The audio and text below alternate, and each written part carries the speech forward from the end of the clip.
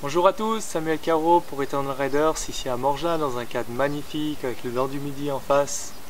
Et je vais vous partager un verset ce matin qui se trouve dans Actes 9, versets 1 à 22, qui nous raconte la manière dont Paul s'est converti.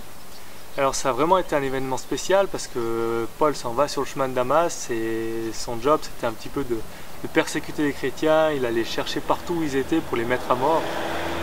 Et là en allant sur le chemin de Damas, il fait face vraiment à la présence de Dieu. Il y a Jésus lui-même qui lui apparaît, qui lui dit « Saul, mais pourquoi me persécutes-tu » Et là, Paul est vraiment inondé de la présence de Dieu. Et il va se passer vraiment un événement qui va changer tout le cours de sa vie, qui va transformer en profondeur qui il est, qui va transformer tout le cours de sa vie. Et Paul va passer par 4 étapes qui vont l'amener à changer de vie.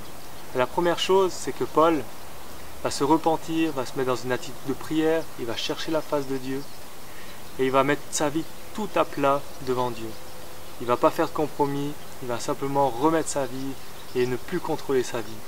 La deuxième chose, c'est que Paul fait preuve d'obéissance. Il ne dit pas plus tard, il ne dit pas c'est pas maintenant ou ce sera dans quelques années. Non, Paul le fait tout de suite. Il agit selon la direction que Dieu lui donne. La troisième chose, c'est que Dieu va emmener des relations pour permettre à Paul d'arriver à l'étape supérieure.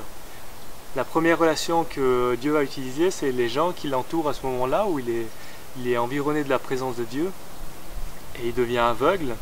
Il y a des gens qui vont l'aider à aller à Damas parce que comme il ne peut plus voir, il a besoin d'une direction dans sa vie. Donc Dieu va emmener des personnes pour l'aider à le diriger dans sa vie.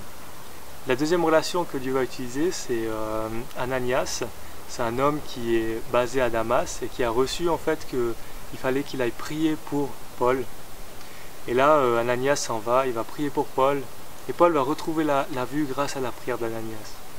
Et on se rend compte que Dieu utilise deux différents types de relations pour permettre à Paul de passer à l'étape supérieure dans sa vie. La quatrième chose, c'est que Paul, il ne fait plus de compromis dans sa vie. Il décide de vivre pleinement la volonté de Dieu et ne plus regarder à sa propre vie, mais à faire la volonté de Dieu à 100%. Ce qu'on se rend compte au travers de ce passage-là, c'est que l'appel de Paul lui est donné au moment où il se convertit. Au moment où il trouve la présence de Dieu, c'est comme si l'ADN, c'est comme si son appel en fait lui est donné à ce moment-là.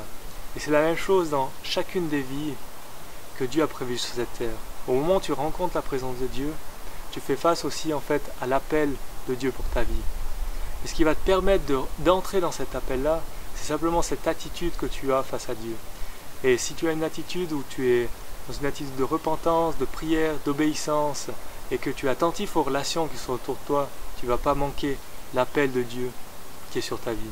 Alors je t'encourage à vraiment veiller là-dessus et à regarder Actes 9, versets 1 à 22, et de comprendre la manière dont Paul s'est converti et que Dieu lui a parlé. Et là tu vas comprendre simplement la volonté de Dieu pour ta vie.